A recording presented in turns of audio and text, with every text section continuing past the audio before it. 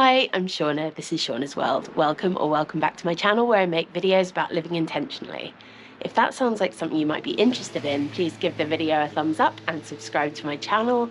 And you can also find me on Instagram at Shauna's World. Today I just wanted to do a kind of chatty check-in video and a bit of a life update. Because most of my videos this year have been vlogs of runs or hikes, and I haven't really had a chance to catch you up on life and what's been going on. I also thought it would act as a good kind of mid-year check-in on the goals I set at the start of the year. So much has happened this year, and then also a lot of the things I thought would happen haven't happened. Priorities have changed, life has been lifing, and I guess I just wanted to share a bit about where I am. So firstly, I will say, I know that uploads to YouTube this year have been very sparse, and that was not my intention. I set my only three kind of primary areas of focus in my goals this year, and that was running, YouTube, and community. And I would say none of those things have really gone to plan, but YouTube definitely has taken a bit of a hit. But firstly, it turns out there is a reason for that. So a couple of months ago, I was diagnosed with ADHD. I've suspected that I could have ADHD for a few years, as there's kind of been more awareness around it, and particularly how ADHD manifests in people assigned female at birth. It's kind of not what I understood ADHD to be as a child, so I never even questioned that I might have it as a child. But I also had quite a lot of self-stigma around going for a diagnosis, just because there's so much judgment and negativity around the increase in diagnoses, and so many people with this kind of, oh, everybody's got ADHD nowadays, or did you diagnose yourself on TikTok? And I don't think like that at all, but I was just really worried about being perceived as attention seeking, even for pursuing like whether I might have it. And then at the same time, I also had nerves around pursuing a diagnosis, because I had a fear that I would be told I didn't have ADHD, and all the things I've told myself all my life, that I'm lazy, that I'm disorganized, that I'm incompetent. The thought that I could have ADHD maybe gave me a little bit of hope that there'd be a way around it, but the fear of getting told, no, you don't have ADHD, you're just lazy, you're just incompetent, that was really scary. But when I did get the diagnosis, it actually made me feel a lot more self-compassion around the things I'd been so mean to myself about, because neurodivergence doesn't mean I'm lazy and incompetent. It means my brain works differently and I need different support to be able to function the way other people do. But as well as that compassion, I felt a lot of grief around getting the diagnosis so late in life, and all the things I've struggled with for so long, and the struggles I had in school, the struggles I had as a teenager, the struggles I had at university, the struggles I've had in work. And people have always been like, oh, you're so driven, you're so motivated. And it's kind of the motivation and the drive are so loud in my head, and I'm always wanting to do things and wanting to pursue things. But when it comes to actually executing them, I usually seem to fall short of what I want to do. So that diagnosis was a couple of months ago, and I'm very much still on a journey of working out what works for me and how to manage it. I have gone down the medication route, which I was always told when I mentioned to a psychiatrist I was considering exploring an ADHD diagnosis, and he was like, oh, you're with a history of psychosis, you will never be able to take medication for it anyway, so there's no point in getting diagnosed. And I put it to one side because of that. But it turned out when I got my diagnosis that I was able to take the ADHD medication, and as long as I keep taking my antipsychotic medication, they said it would be completely fine to do that. So that really felt like, okay, I'm getting somewhere. I'm 2 months in, I'm on the second dose. I've gone up a dose one time and I'm about to have it increased another time. And if I'm honest, it hasn't really made a whole lot of difference to my executive function and my ability to get things done and be a functioning human. I'm willing to keep trying, and I'm feeling hopeful that, you know, once the dose goes up, it'll get better. But it has been, I've heard people say they've gone on ADHD meds and it's really transformed things for them, and suddenly they're a different person. And that hasn't been my experience at all. I find it so hard to navigate between my work and all my different hobbies and just manage my time well, and end up in a scroll hole doing nothing when there are a million things I'd rather be doing, because I just get so overwhelmed. So all of that is a really long way of saying I have not been putting enough time into my YouTube channel. I really love doing it. Making the videos gives me a lot of joy, but I need to put a lot more time and discipline in to get it to a point where it's actually performing well, and I can really grow the channel. So just doing it for love and for joy, and hoping I can find some equilibrium with my time soon. And on that note with YouTube, I'm wondering if you can help me, because I'm thinking of a little bit of an energetic shift with my YouTube. Not a whole rebrand, I want to keep the name the same, but just a little bit of a shift in the messaging. I think the tagline I've used of living intentionally is true to me, but it isn't really what the channel has evolved to be. And lately it is just more of a running and hiking channel. I've been sharing a lot less breathwork content. I've been sharing less general lifestyle content.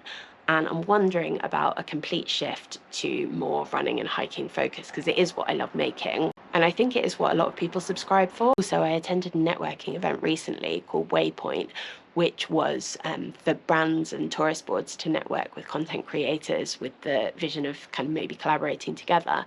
And even with my tiny following on YouTube and Instagram, some of them were really interested in potential collaborations because of my running niche, and because it was an interesting way to show off their destinations that not that many creators are doing. So that felt really positive and hopeful, and kind of that maybe a shift in that way would be good. But at the same time, I do like having the theme quite broad, because then I can make all kinds of videos and it's not too specific and it reaches a wider range of people. But I wonder if you can help and tell me what you subscribe for, like why you subscribe to the channel and what you like watching. Whether you would watch a fully running or hiking focused YouTube channel, and that's not to mean I wouldn't do anything else different. I do also have the slight conundrum around the running and hiking thing that I am not a running coach. I'm not a personal trainer. I don't know about the science of sport. I do explore it and learn it and read things and listen to things, but I'm not an official authority on the topic.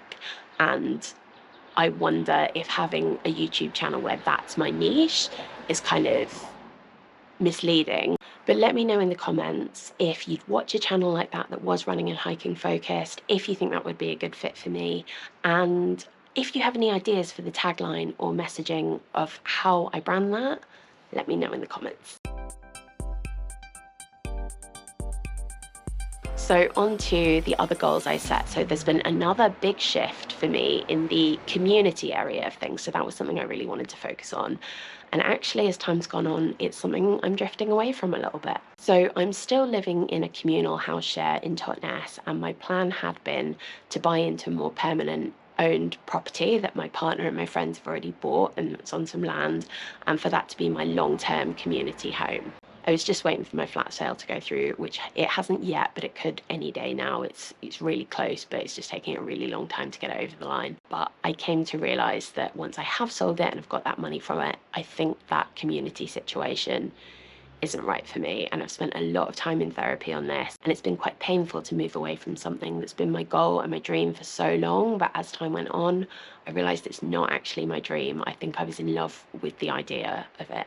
Having seen my partner and my friends in that situation, every time I was round at the house and I saw them living in community and building their systems and doing things their way, I got this really uncomfortable feeling inside, and I just started to feel like this isn't what I want. It was hard because I felt like I wanted to be a part of it and I wasn't. I was watching them live the life I'd been dreaming of and I wasn't a part of it, and that was really painful. But at the same time, I was like, this actually doesn't feel right for me and it isn't what I want. There was a lot of really conflicting stuff going on there. And the life they were living looked magical, but it just wasn't the life I wanted for myself. I saw them putting a lot of time into the house and the garden and the interpersonal relationships, and I really understand the appeal of that. But I saw them as a group of people with very collectivist goals. And I think for me, I love community in many ways, but the things that light me up and my goals and my dreams are individual.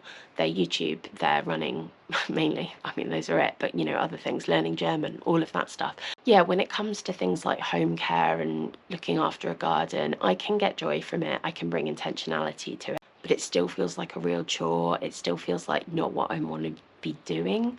And actually, when I do spend time on home care or garden care, I can do it with love, but I'm always wishing I was doing something else. Whereas watching them, they have free time, they want to go foraging together and pickle some things together, and it's all very collective. And I love community in many ways, but I'm an individualist person. And I had some quite challenging feelings around this, that if I had moved in at the same time as everyone else, maybe I would feel differently about it, because I'm observing this as an outsider. And I don't know if that's true, but I've been kind of working through some stuff around that. So that's really shaken things up for me in terms of what I'm going to do for a living situation once I've sold my flat. I feel very strongly that I don't want to go back to living in the more conventional way of, if I put all my money from my flat and got the maximum mortgage I can get from my job or my salary, I could get a tiny flat and all of my money monthly would be going into paying mortgage. I'd have very little left to enjoy life and live intentionally with.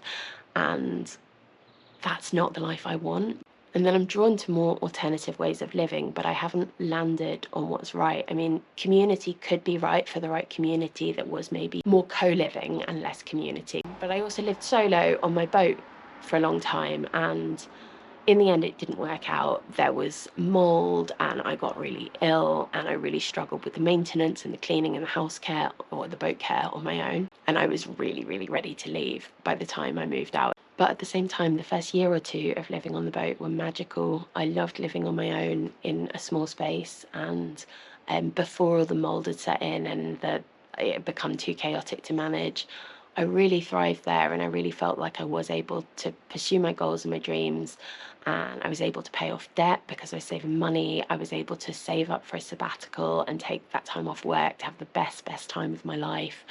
And I was closer to nature. I was living on the river. I absolutely don't want to go back to boat living. I think being on the water and the stuff that comes with boats themselves wasn't right for me, although I'm glad I did it. But something similar but land-based, like a tiny house or a shepherd's hut or a yurt, those ideas are definitely on my horizons. The thing with that is, because of planning laws, you can't easily just buy a piece of land and put up a tiny house or a yurt because planning doesn't allow it. So I have had a few leads for potential friends or connections who I might be able to put a tiny house or something in their garden. So that feels like a strong contender for what I'd like to do next in a living situation.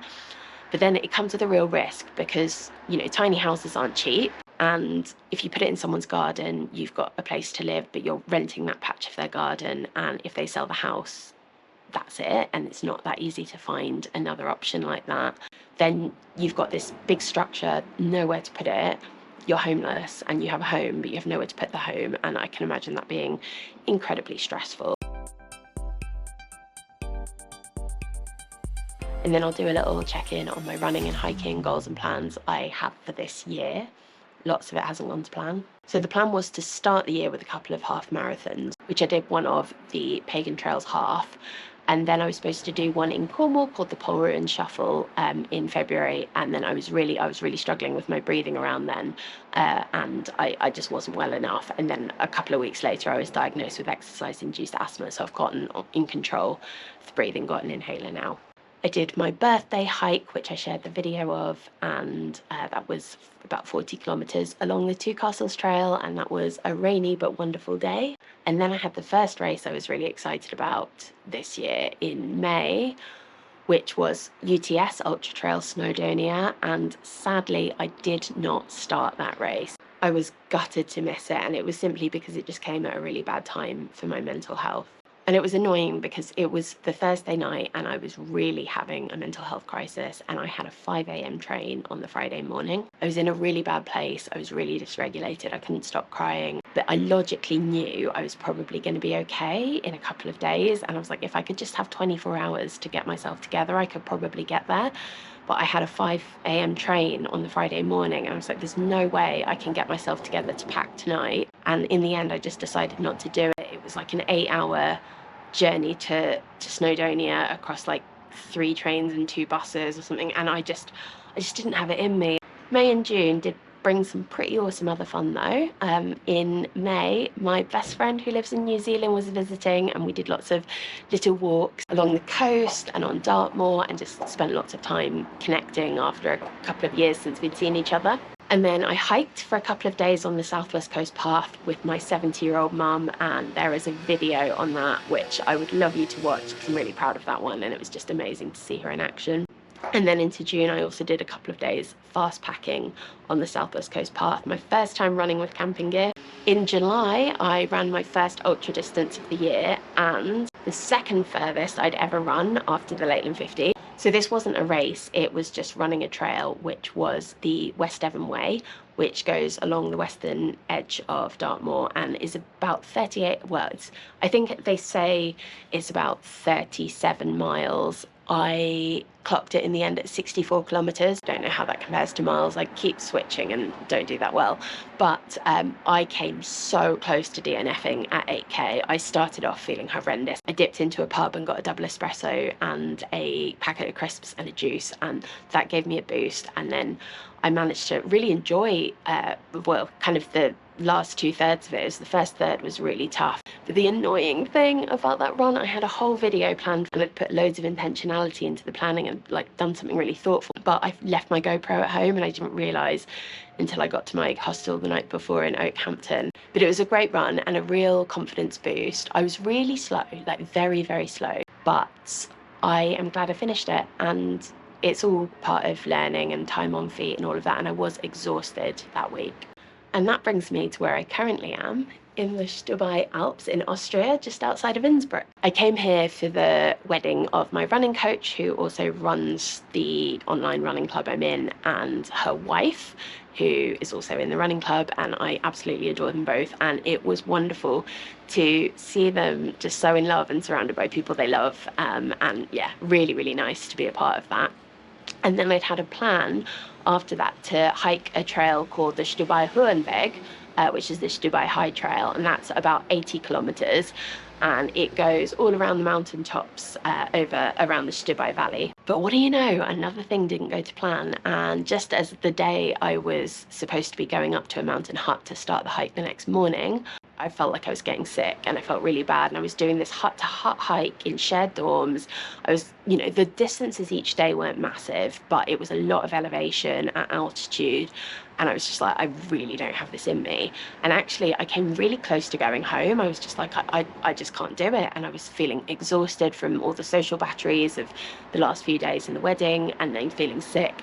But in the end, I decided I wasn't going to go home, and I booked a hotel in the Stubai Valley in Neustift. Okay, I came to edit this video and I realised that it cut off suddenly from what I was filming, so sorry that that ended quite abruptly. But I was just saying my Austria trip was spent having a much more relaxed time in the Stubai Valley rather than hiking a big trail as I planned. And just to say, it's been 2 months since I filmed the life update video. I filmed that at the start of August, it's now October, so it's actually all a little bit out of date, and we're not kind of halfway through the year now. It's not far off finishing. But more has changed since I filmed that video. So my partner and I actually have broken up now since I filmed that, and largely as a result of the stuff I was talking about and our lives growing in different directions. But there's still so much love between us. We're very close as friends. I also spoke about the upcoming race in Nice, which I have now done, but I'm not going to update now on how that went because I have a whole series in the build up to the race and the race itself, and I'm going to save all of that for when I make those videos. I am behind on editing, I am getting caught up, so just watch this space and those will be coming soon. Thank you for watching. If you enjoyed the video, please give it a thumbs up. For more videos, subscribe to the channel and leave a comment down below. Let me know how your goals and intentions for this year have been going so far. Thanks for being here, and I'll see you in the next one. Bye.